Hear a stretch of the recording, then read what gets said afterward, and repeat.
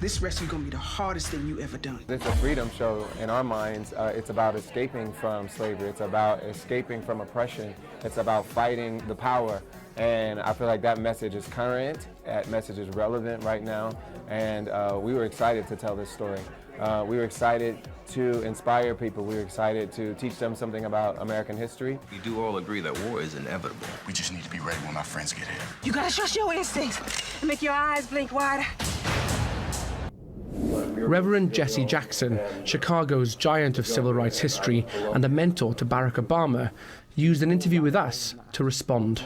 Learning to live together and not die apart in some foolish way is a part of the strength of maturity. If your focus is just to take over your local ethnic ward, you may only need folk who live in that ward. But if you want to take over the city, the county, the state, you must see the role in relationship to other people who share the same grievances. The reason that it was important for us to do this now, the reason it's better for us to do it now than later, is we're still almost normal. Which I loved. It was a great line. I attribute it to you. It was a good line. And what she meant was, you know what, 5 years ago, 6 years ago, we had just finished paying off our student loans. 3 years ago, what are you talking Well, no, I was actually 5 or 6. We were still living in a condo that was a little bit too small for the kids, a growing family.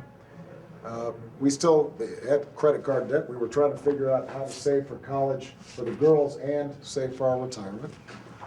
I mean, the point is that we've gone through what people are going through right now relatively recently. We don't forget it.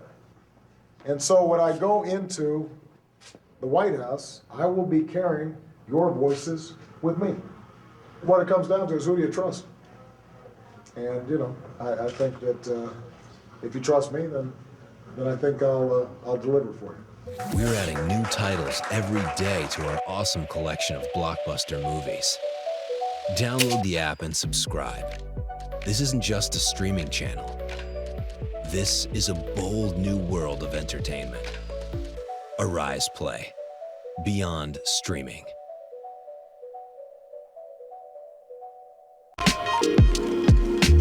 Arise Play Movie Box and Indie View Festival Lagos presents the May winners of the Short Films Competition for May 2022.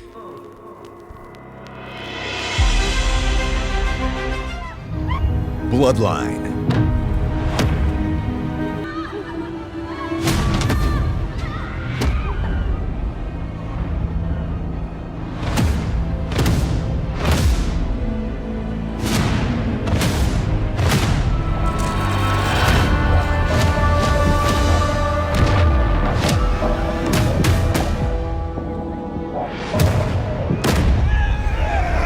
Flesh and Spirit.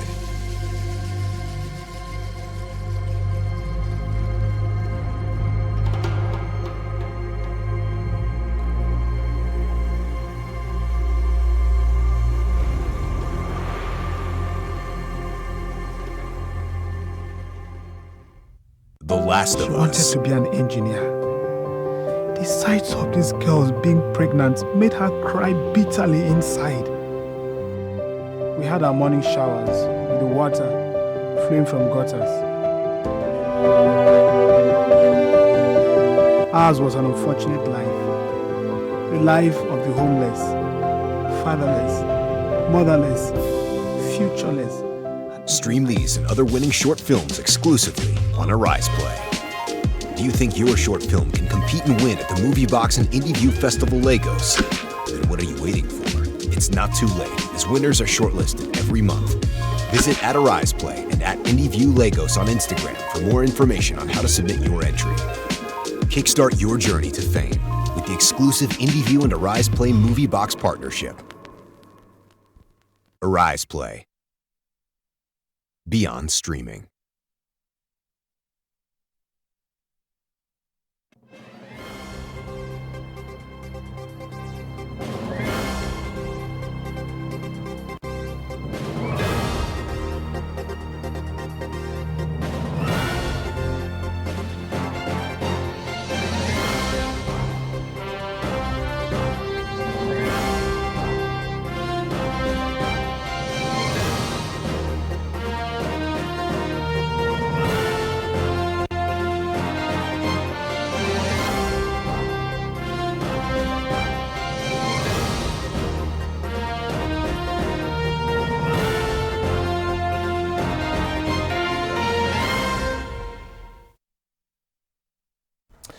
Good evening, a very warm welcome to this week. 60 minutes of analytical review of the big stories, topical issues, and all the controversies around the world. I'm Somna Sambo.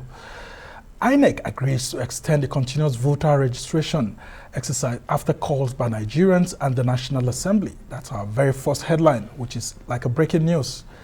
Nigeria's apex court rules in favor of the National Assembly in suit filed by Presidency on the amended Section 84, subsection 12 of the Electoral Act. Says President Buhari's suit is an abuse of court process.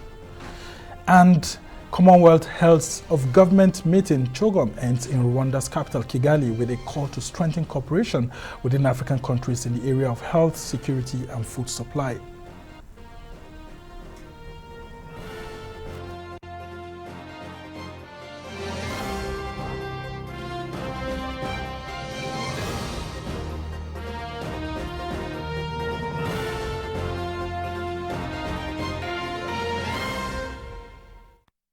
A very warm welcome again to our review show.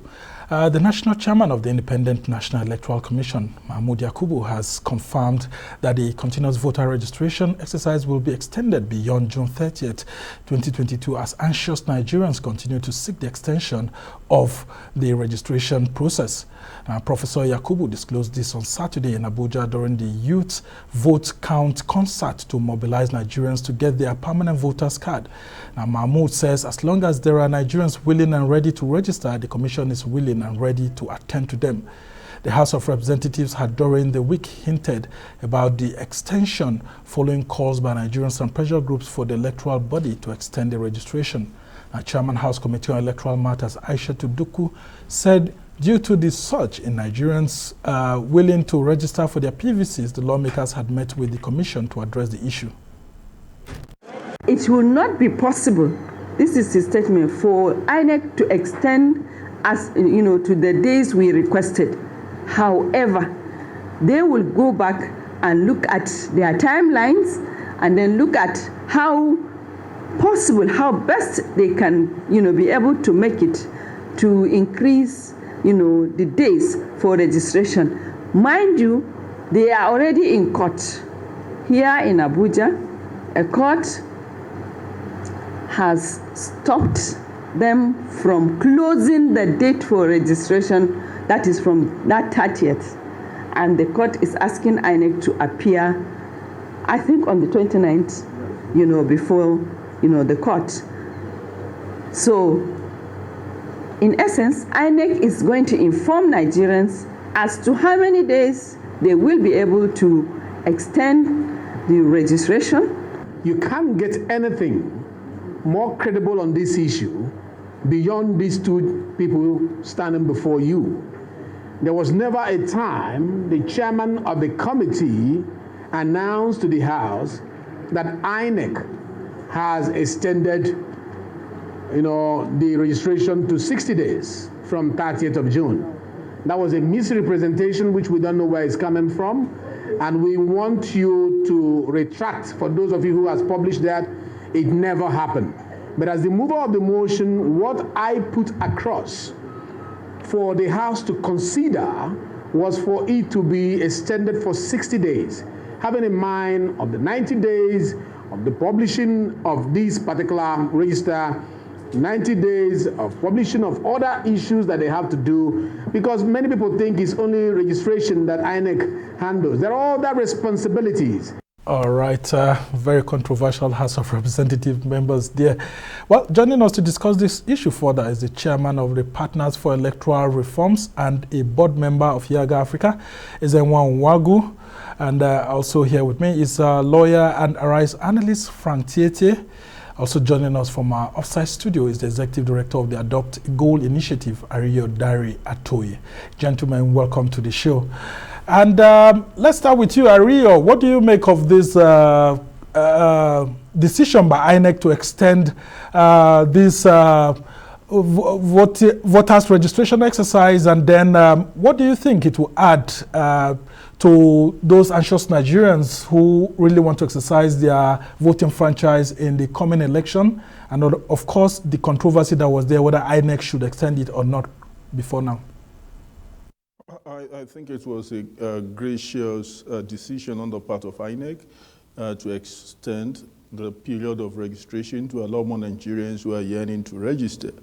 For whatever reasons, in the last couple of weeks, we've seen a new surge in the number of aspiring applicants who want to actually also have their PVC and be part of the decision-making process in 2023. And there's a new development.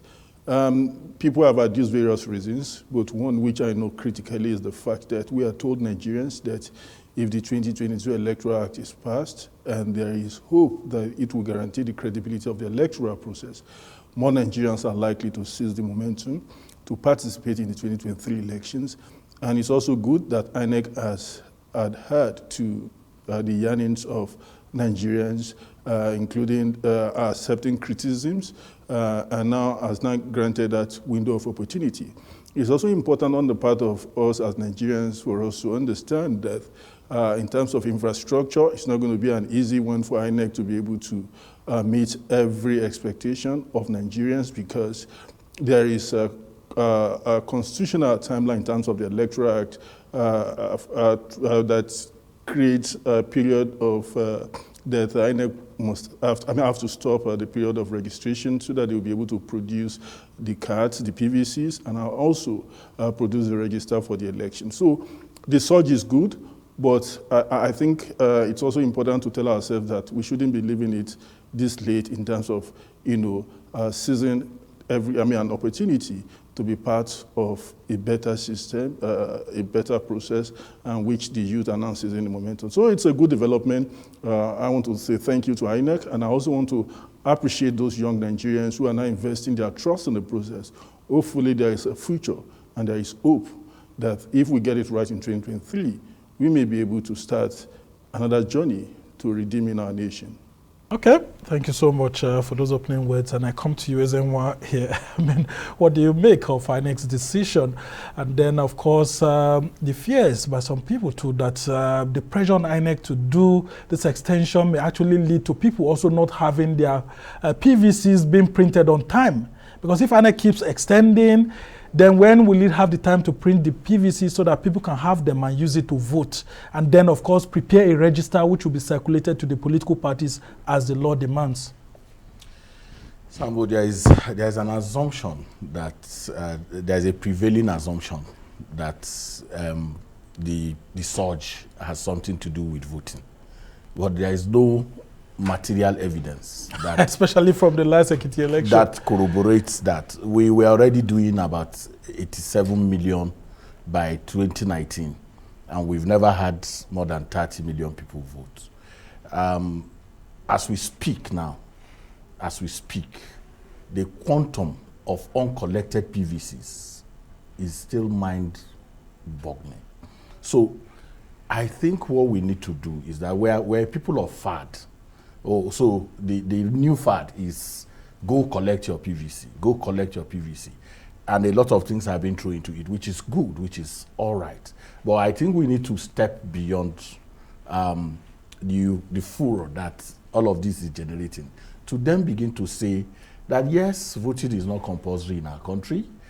There are many arguments that can make people not to vote. Some are resisting the system, some are apathy from the point that government democracy is not working for the majority of the citizens and all of those things. But the crux of the conversation now must shift to the value that we bring to voting and how voting. And there's also an assumption that those who are going to vote want good governance, but that does not always, you see, because this is democracy.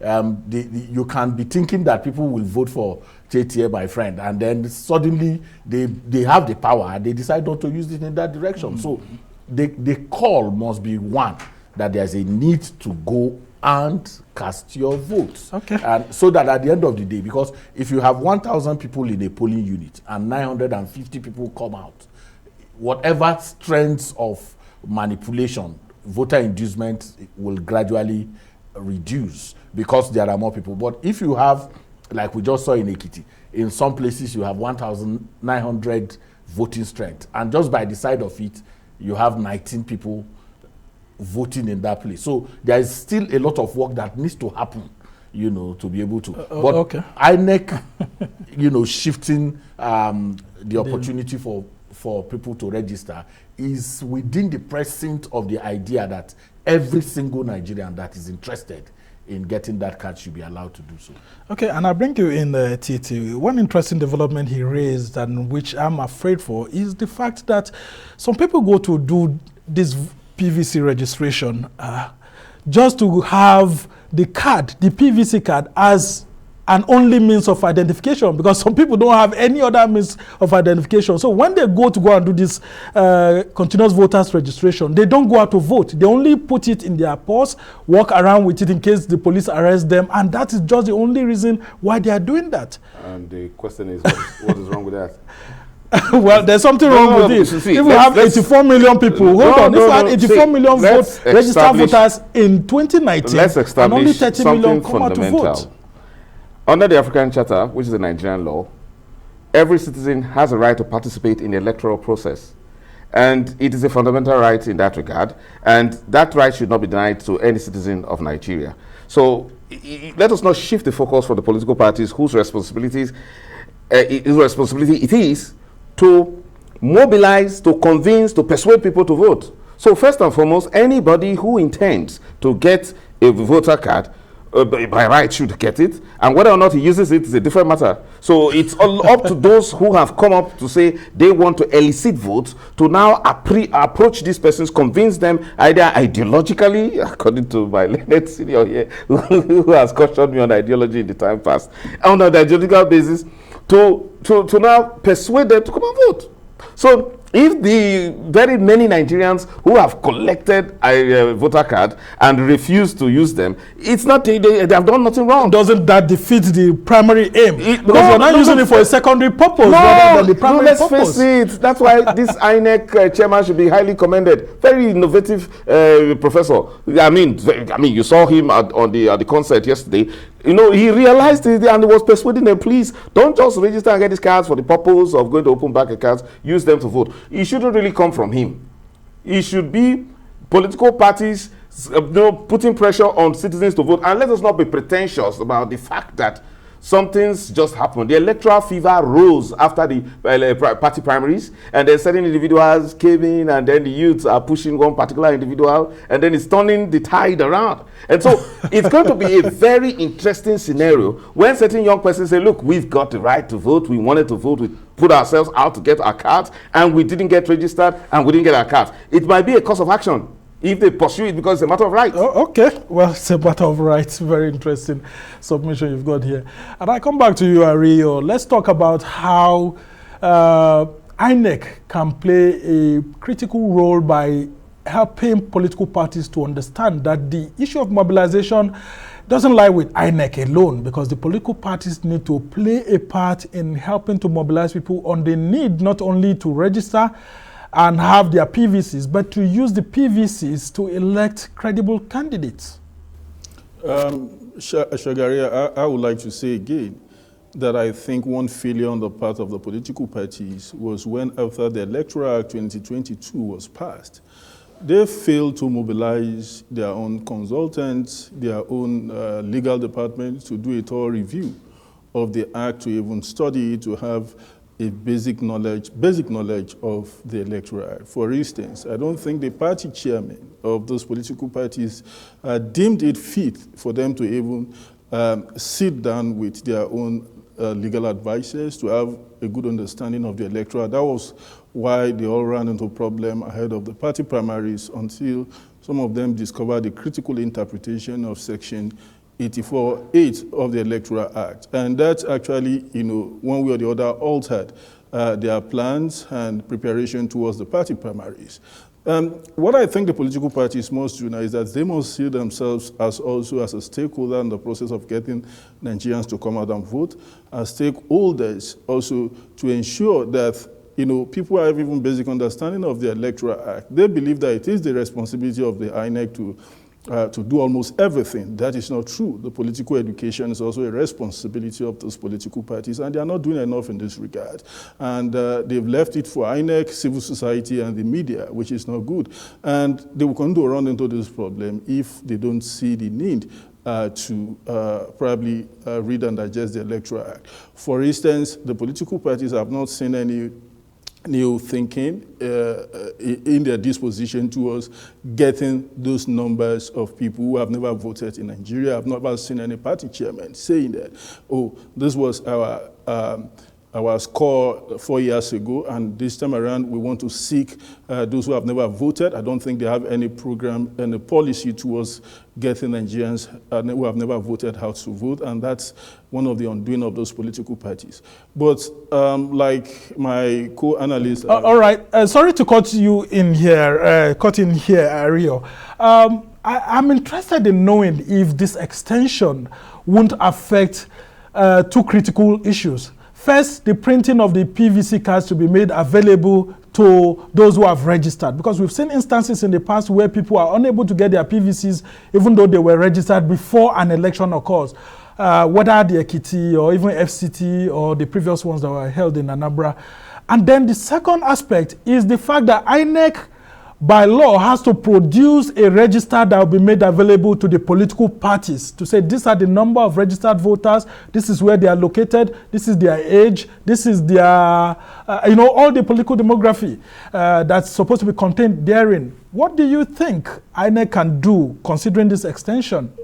Well, it's called a continuous voter registration, and when it is time that INEC has to stop probably registering people based on the law, I think one thing INEC should now probably try to put in context here is the fact that INEC should continue the registration all year round. However, those who will register a day after the 90 days will not be able to get the PVC for the election that is approaching. What that means is that if you register one day outside of the 90 days to the next election, even though you have registered, you will not be able to vote in that election. So I will urge INEC to continue the registration year-round. However, INEC is going to face a serious challenge in terms of producing the PVCs because it entails and has a lot of demands. And that was why initially INEC put a time frame and a timeline towards concluding the process of this registration. But now INEC has probably considered to the demands of Nigerians. And one thing I want to say is that, yeah, we have close to 90 million, over 90 million. It's going to be difficult for anybody to blame INEC if he or she is unable to get his PVC towards the process, the day of voting, simply because INEC is going to run into a lot of logistic problems. INEC is just one body. What the commissioner needs to do is probably to unbundle and to probably expand the department that is responsible for producing the PVC. All right, Rio, we'll just ask you to hold on there while I come back to you. That fear is there that some people may register and eventually they don't have PVCs to go out on election day because of this extension. If that happens, how would INEC be able to handle that? I think INEC is prepared. I think we need to appreciate that fact, that there is nothing that is coming that is a shock to INEC in terms of whether, and this surge, when you look at the geography of the voter registration exercise, the surge is not national. You must also understand that, and so we may just succeed in adding maybe another 20 million. And some people have said it's urban based. No, that's what I'm saying. So it's not as many times we confuse what happens in Lagos, Abuja, and Port Harcourt, or even Enugu and Warri and all that to be Nigeria. Nigeria is bigger than that. So that fever, it's like when we were in Lagos. We will have a protest in Tejo and we will say Nigeria is burning. No, Nigeria is burning. Yeah, even the media will, that's what I'm saying. Sometimes we had to caution ourselves after some time. Nigeria is burning. Meanwhile, the person just very close in Yabadia is not even aware that. So, but that's not denigrating from the fact that there's a lot of work that needs to happen. But these cards are not given. They are collected. And we have so many uncollected PVCs. Yes, there are even new innovations that INEC has initiated to get people to collect these PVCs. Many communities are even working, having an arrangement. Estates, even within this FCT, are having an arrangement with INEC officials to come to their estates to do this. Yet people are not coming out. Now, let me tell you, if you look at this concert, for instance, can you flip back and just think about how much it costs to get some of those artists to perform if it were not for the voter registration? So you are telling people that, look, for you to listen to this guy, all you need to do is to come and take your PVC. And he takes it, and he's coming to have fun. So he goes there, takes it. We need to be a bit more nuanced in how we analyze, the potential of what you call a surge. Okay, I'll just ask you to hold on there because we want to listen to the INEC national chairman while he was making that speech earlier today. When will your PVCs be ready for collection? I want to assure you that the PVCs will be ready for collection latest October this year, long before the election. So all of you will have your PVCs. I want to thank you for making the PVC the most popular ID card in Nigeria today. Nothing but the PVC. HT was good. Oshun is going to be better. 2023 will be the best. Your votes will count. The energy is palpable. The determination of the young people is obvious. So the commission promised to stop the registration on the 30th of June. By what I saw today and what we are seeing nationwide, I assured the young people here and all Nigerians that the registration will not end on the 30th of June, will extend. All right, Professor Mahmoud Yakubu, they're very enthusiastic, and of course the turnout at that concert was much. Frank Tietie, let's talk about this issue. I mean, a concert being organized and some young persons seeing it as an avenue to go and entertain themselves and also play their civic responsibility. I mean, how innovative is such quite an innovative approach? And it's such a, tapping into a cultural response to the situation. There has been a high degree of apathy on the part of especially young people in this country, and so but when you see the way they use the social media and the way they respond to the video and the Buhari rave, you know that you have to use something to be able to reach out to them. And I agree with my senior colleague here that yes, there could be the employment of more innovative ways to also see people who have registered going to collect those cards. It's better we have institutional persons leading the innovation in trying to get people interested in voter registration at the same time cards collection. Because if they don't do that, you find the unscrupulous elements who run political parties not divisive means you don't realize that one way from nowhere, like a bolt out of the blues, the way vote buying came, you will not see a new dimension in the sense that politicians saying that, all right, all of you go now, collect your PVCs. Anybody who goes to collect will get a certain incentive, you know what I mean? So it's good that the INEC is doing that. The political parties should follow suit.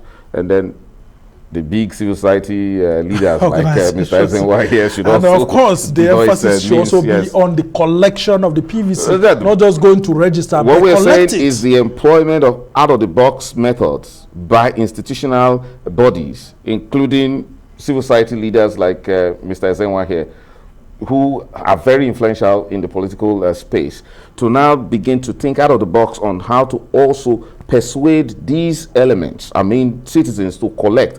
If they don't do that, if credible people like the leaders in the civil society don't do that, we will find unscrupulous people leading political parties now devising, just like the way we saw vote buying now gaining ascendancy in our democratic space. We will now, they should. It's their responsibility beyond INEC. INEC has done this bit. INEC has been campaigning. And again, INEC is not complaining. And that's let's give so much credit to this INEC, the leadership of this INEC. They are given a definite date that you register. So long as you register within the period of extension, you get your vote, you get your card in October. He cleared the air on that, and that's very good. So by October, The PVCs I agree with must you be that ready. the issue should be collection, and then who should take the responsibility? And the responsibility should go to, well, political parties and a whole lot of civil society organizations should be able to do as much in getting Nigerians to. All right. We can bring in traditional and moral authorities. Yeah, just hold on. When we come back from the break, we'll talk more about that. You're still watching This Week, and of course, we'll go on a short break. When we come back, we'll continue the conversation. Stay with us.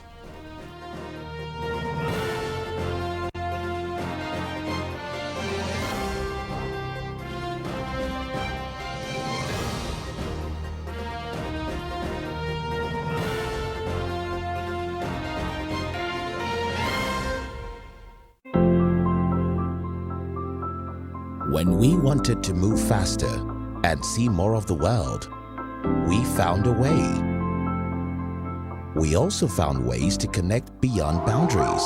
And when an unprecedented pandemic tried to derail us, we found ways to get ahead.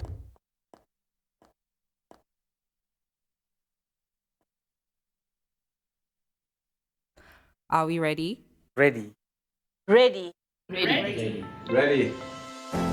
As your bank, we have stayed proactive, creating dynamic solutions and leveraging cutting-edge technology to drive global expansion into new markets. We rolled up our sleeves to be human together, doing more, innovating smarter, and always showing up for you. So come on board, let's give you more. Access, more than banking. There's no other animal as courageous and majestic as the lion. But with only 50 lions left in Nigeria, they may soon just be a memory. When snares are used for bushmeat, we rob the lions of their food and risk maiming them for life. So please say no to illegal bushmeat and help protect the lions.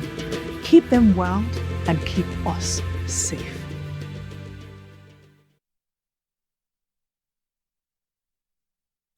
Here's a card we no go give you stress at all. Zero waiting, zero queue. First Banky Petra card. Here's a card we no go give you wahala. Zero trouble now for you. First Banky Petra card. Tell off his spoiler. Who won't break them? Where you want say now only you get them. Nothing fit do one. Sharp, sharp payment not the way. Swipe they go, you know the way. Veteran card with the sweet body. Veteran card we know the shape person. We put you first again. First Banky Veteran card we put you first again. Generate your virtual card we put you first again. First Banky Veteran card we put you first again. Just generate your virtual card.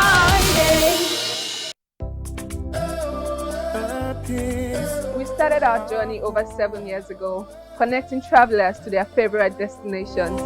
Since then, we've revolutionized how we want our passengers to feel while flying.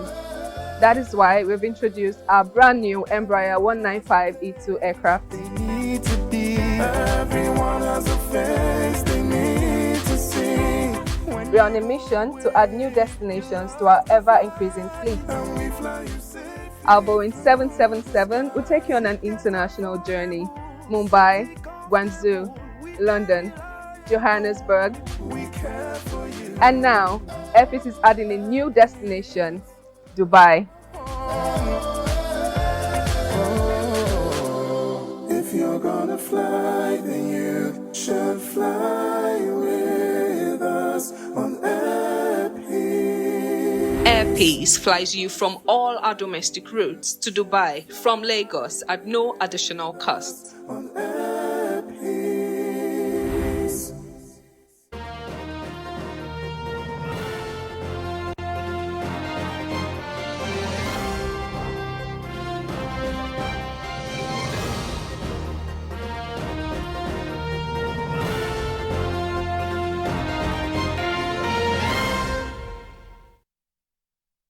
Welcome back from the break. You're still watching This Week, and of course we're taking a look at the continuous voters registration exercise and the eagerness of many Nigerians to actually get their permanent voters card and after registration, and of course to ensure that many Nigerians eventually get registered.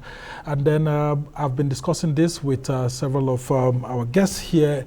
Right from the studio we have Ezenwa Nwagu, who is the chairman of the Partners for Electoral Reforms and a board member of Yaga Africa, and of course I have lawyer and Arise News analyst Barrister Frank Tietie here with us, and of course in our offsite studio Ariyo Dari Atoye, who is the executive director of Adopt a Goal initiative, joining us to take a look at these issues. And Ezenwa Nwagu, let me just come straight to you as we try to conclude this conversation. Yes, so I was talking about us inflicting traditional moral authority on this voter registration issue. And one innovation that happened in Ekiti that was helpful is the perennial issue of logistics was treated by bringing the traditional institution in Ado to get the NURTW folks to agree not to frustrate the activities of INEC, and they did. So what I took away from that is that the same way we are bringing celebrities and all of that into this, there is a conversation that can happen with the traditional rulers, with respectable, credible clergymen, where communities can work out an arrangement, where INEC officials can come to the community with their register, and the community people come there, collect their cards, they get ticked and all of that. It can be helpful. There are it's not just for INEC. One big challenge, and I think Frank talked about it, the political parties in Nigeria are not in the conversation for reform. There is also a thinking that if they have many people, do they want many people coming out to vote? If many people come out to vote, can they buy votes? Because we have moved the election away from the manipulations that can take place in INEC. It has gone back to the people. So the more people come out, the more difficult it is. It is, okay. So political parties is not in their own interest, self-interest to get you into this. So we have to push them as conscious, Nigerians who want these changes and reforms. We need to push the political parties to do what is right at this time. Okay, thank you so much for that view. And then we just have to move on to other stories now. The Supreme Court on Friday struck out President Muhammadu Buhari and the Attorney General of the Federation's suit challenging Section 84, subsection 12 of the Electoral Act. Now, the case was expunged on the grounds that it lacks the jurisdiction to entertain the suit, and it's an abuse of court process by those who filed it. Now, the President and his Minister of Justice, Abubakar Malami, had filed the suit at the Supreme Court seeking an interpretation of the controversial clause which is included in the Electoral Act amendment law that was signed by the same President Muhammadu Buhari, and now that clause actually reads thus: no political appointee at any level shall be a voting delegate or be voted for at the convention or congress of any political party for the purpose of the nomination of candidates for any election. There have been several debates regarding Section 84, subsection 12 of the Electoral Act, and President Buhari had asked the National Assembly to delete the clause, but the Parliament declined the President's request, and which angered the President actually. The judgment has now put to rest the argument over the clause, which will now remain in the Electoral Act. And of course, Frank Tietie, this is your forte.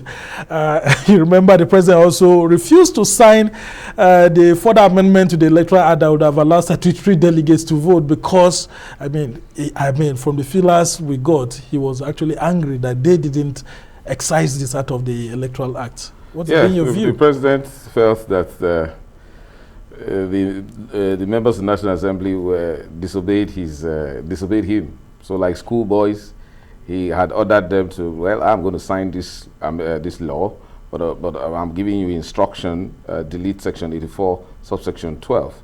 And the National Assembly met and refused. The President should have honored and respected the constitutional provision that the National Assembly is seized with the powers of making laws for the good governance of this country, and his business is just to implement those laws. He should have left it there.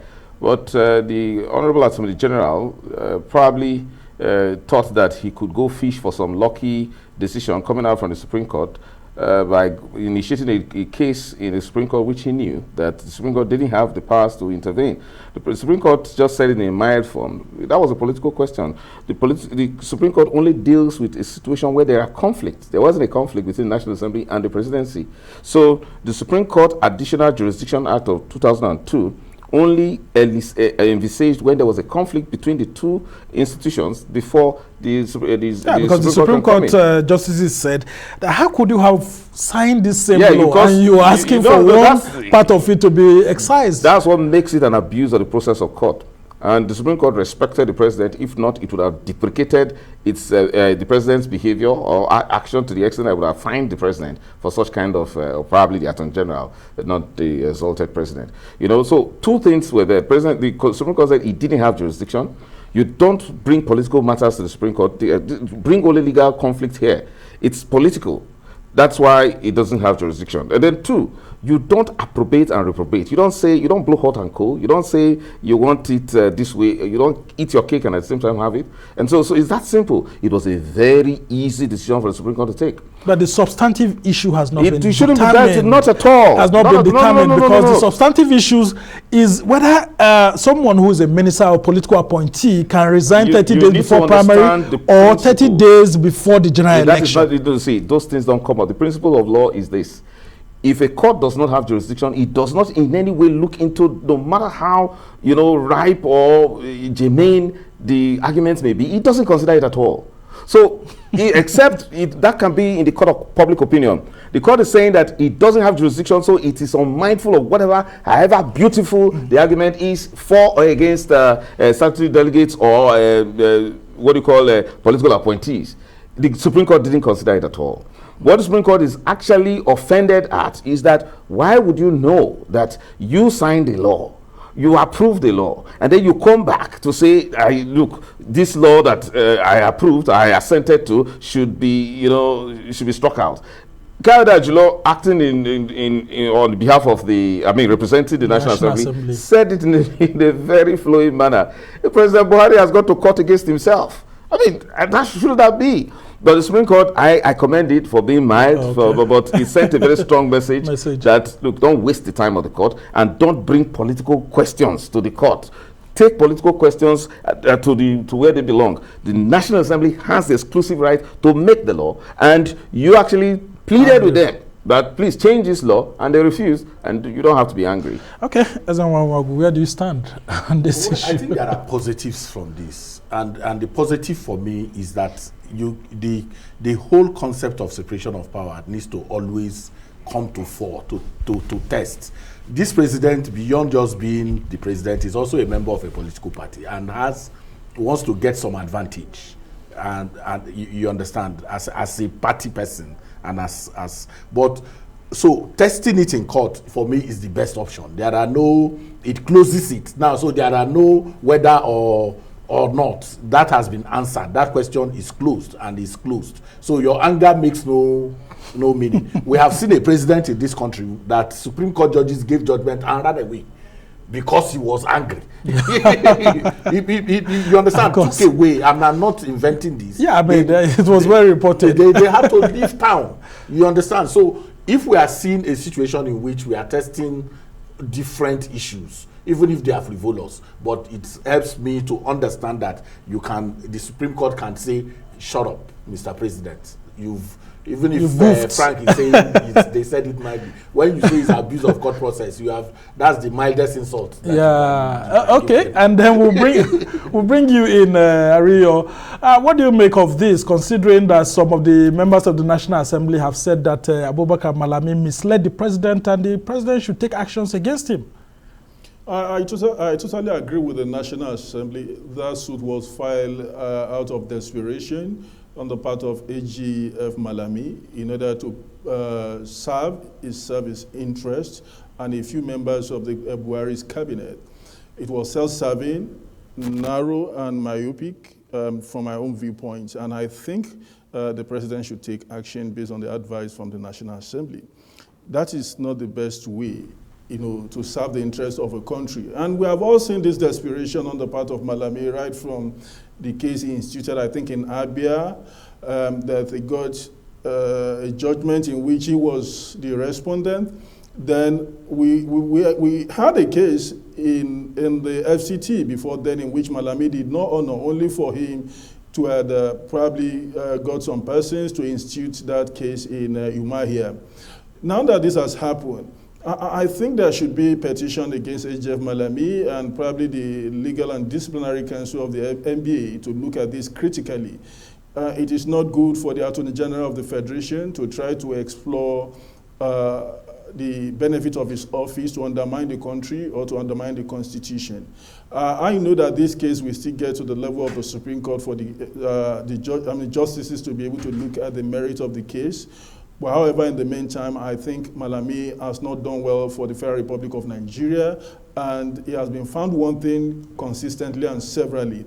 And this is not good for our nation. We cannot trust his leadership to continue, to stand in for us as the Attorney General of the Federation. I think it is high time that the President should relieve HF Malami of his responsibility and allow him to continue. Aren't you going too hard on Malami?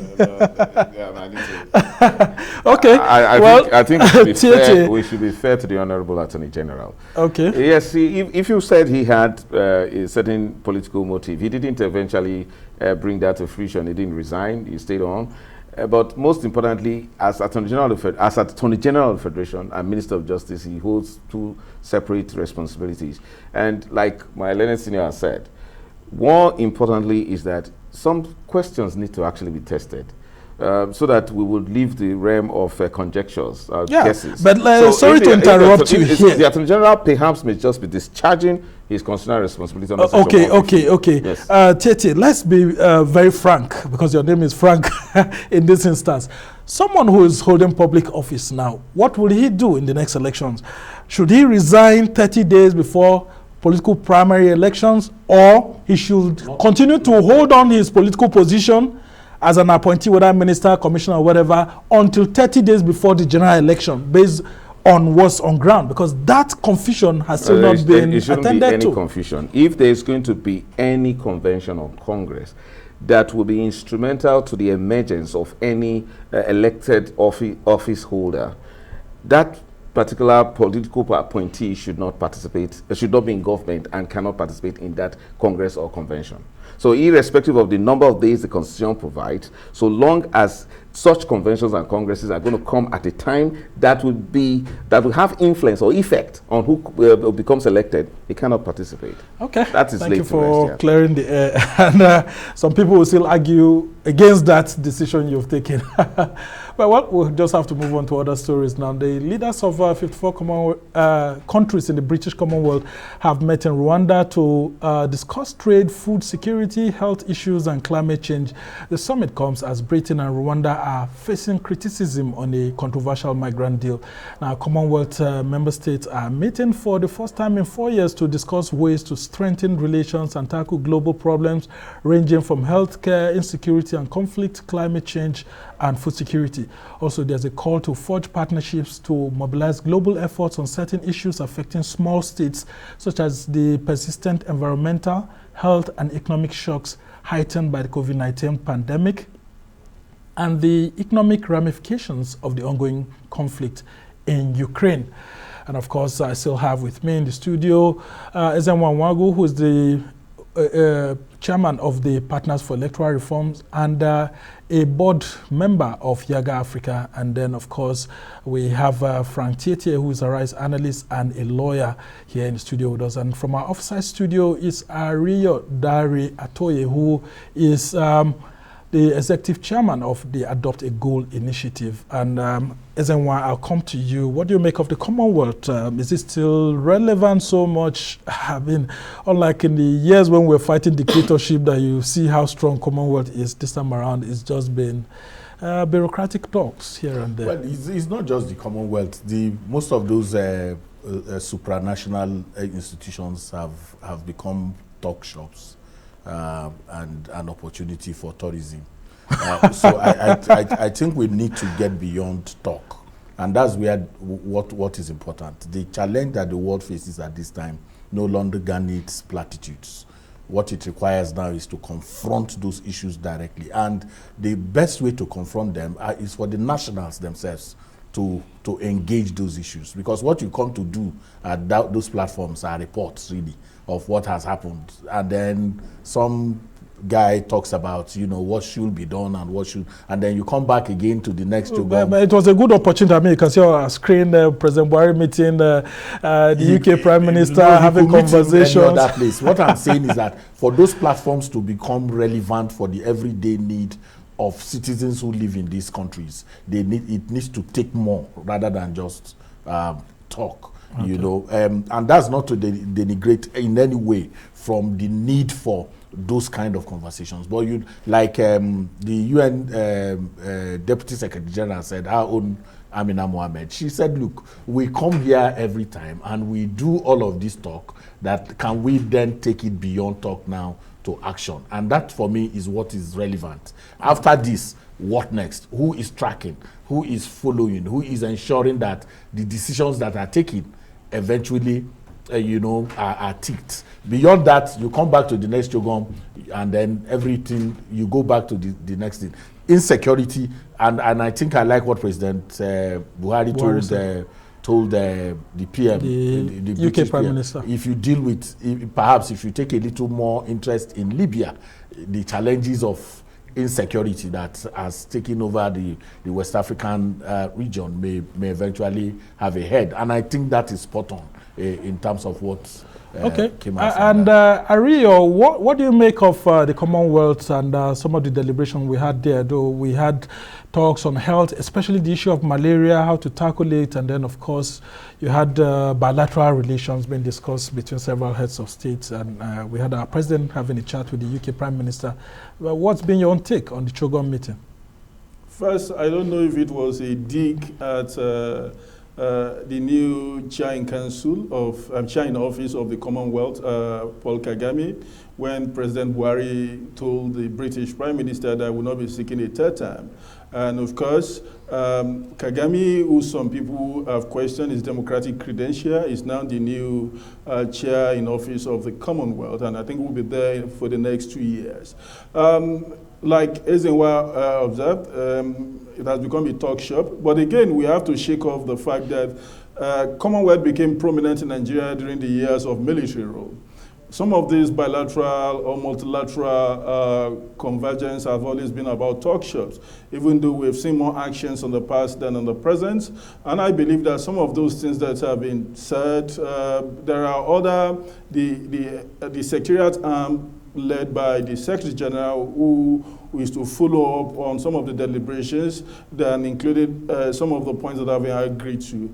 Like the immediate past chairman of the office, which is the Prime Minister of the United Kingdom, actually gave a review of what he has achieved in the last 2-3 years or since 2018. And my own worry is just that I don't think that the current head, who is Kagame, has that kind of resources to dispense with in terms of providing succor and relief in some certain part of Africa. Not to talk of in the rest of the 54-member Commonwealth nations. So it's something that we just have to look at. Agreements have been reached one way or the other, Nigerian talking to the UK, and some of these countries also meet on other fronts, not just in the Commonwealth. So for me, I think it's a continuation of the global talks about how to seek development. It now depends on the Secretariat of the Commonwealth to be able to follow through on some of those points that have been arrived as a consequence of the meetings that took place in Rwanda. Hopefully, Nigeria will have a government who will look at the opportunities that are embedded in the decision reached and be able to follow through. Because sometimes some of these opportunities are available, and these countries do forget or are unable to follow through on some of these decisions. So it requires not just going to the meetings and having this conversation, but following through and ensuring the deliveries. All right, and I come to you, Titi. Is the Commonwealth still relevant? Very quickly, as we try to round out this conversation, because we've seen the same Commonwealth meeting, this organization being accused of, wrongdoing. Like, for example, Patricia Scotland, who is the chairperson of the Commonwealth Secretary General, has been, dogged with controversies that she was awarding contracts to her friends and all of that, though she kept denying all of that. But she got her term extended here. But people within this 54 nation Chogom are beginning to ask, I mean, how current, or why should we continue to be part of the Commonwealth? Why we should? We're part of the Commonwealth, as a result of the consequence of history. We may not change, that may not change except for one's political reason or the other. Let me, hardly agree with Mr. Ezenwa on this, that, these international institutions are no longer being relevant as they used to be. But we belong to that stock that said, look, let's work for strong institutions and forget strong personalities. But look into history. The OAU was strong because you had strong personalities. They had influence in Africa. It fought, liberation movements against apartheid and all of that because they had certain individuals. Let's forget Haile Selassie, the days of Haile Selassie, but we'll talk about Yakubu Gowon or Murtala Mohammed, or even Gaddafi. Muammar Gaddafi. So what is happening to these institutions is because we don't have individuals that are charismatic enough, leading countries that will put some kind of trust in them. Oh, okay. When you talk about very quickly, because I've been told we don't have enough time. When countries fail to live up to treaties or treaty obligations, you do not do anything to them. So what we're actually missing is lack of ideology. I remember the first time I met you and how much we talked about ideology. The loss of ideology. Okay. You see, international institutions achieved more in the days even of the Cold War because there was some ideological distinction between the various blocs, and then they fought and they worked towards it. In this case, this laissez-faire approach that's going on is making them useless. A lot of persons just keep wondering if the Commonwealth is still very active. But we wish Patricia Scotland very well in the remaining 2 years, because she has served 6 years, so she has just 2 years left for her to continue to be the Secretary General before she steps down. Well, that's how it's been for this edition of this week, and we want to thank all our viewers for joining us, and on behalf of our team in Lagos, London, and here in Abuja, I want to thank our guests. I'm almost forgetting to thank you now, Frank Tietie, who's a rights analyst, and then of course Ezenwa Nwagu, who is the chairman of the Partners for Electoral Reforms, and Ario Dari Atoye, who is the executive director of Adopt a Goal Initiative. My name is Somna Sambo. See you next week. Thanks for watching.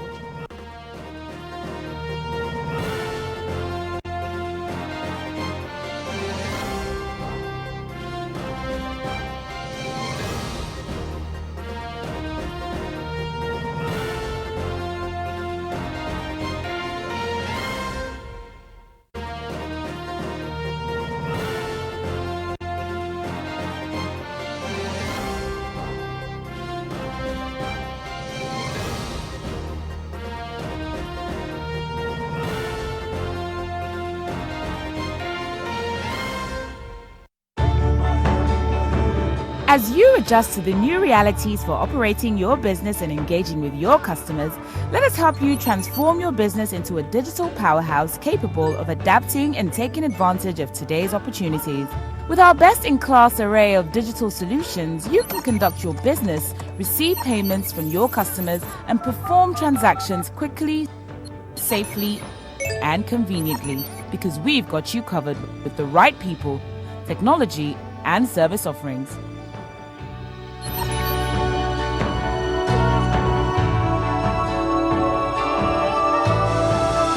Contact us today and let us take your business to its zenith. Zenith Bank, in your best interest. Guy, Ben, make I run use your phone, Jare. Guy, where did you do your glow line now? Baba, calm down now. No be this NIN wahala, they give me stress. They don't even block my lines. But na glow NIN link a simple pass now. Yes, simple. Just dial *109#. Tell where to do. See, give my phone. What if I don't get NIN before? Simple. Just go any glow word now. Once you go get your NIN, yes. Guy, I get plenty guys who don't link their NIN. Until now, their phone still get blocked. Tell them when they go any glow word now. Once they go block their line. Yes, now. No, I'll make I use your own phone for now. I go start my own later. Guy, talk plenty talk. You know, so when I link my line, Glow dash me plenty bonus. Yes, now. And when you link your own line, Glow fit dash you up to 20,000 naira bonus. 20,000? Yes, so 20,000 naira bonus. Yo, fam, take your phone. Remove. Yeah, I dey go link my NIN. This bonus now for both new and existing customers, so.